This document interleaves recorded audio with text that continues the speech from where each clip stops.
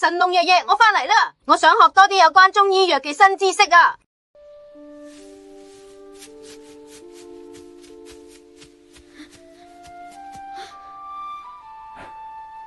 你返嚟啦，我哋開始今日記中醫藥知識小課堂啦。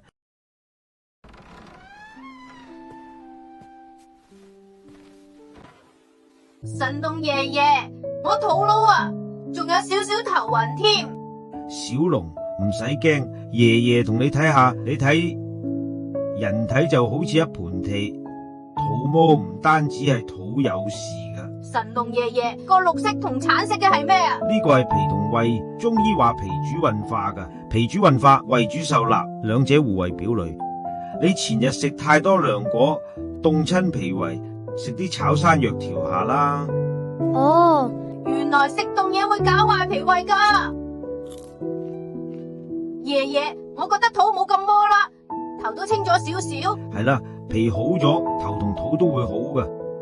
人體嘅臟腑就好似一家人，互相幫襯，一個唔舒服，其他都會受影響。我知啦，神農爺爺，以後我唔食咁多凍嘢，好好養脾胃，仲要好好對待身體每一部分。小龍真係個聰明仔。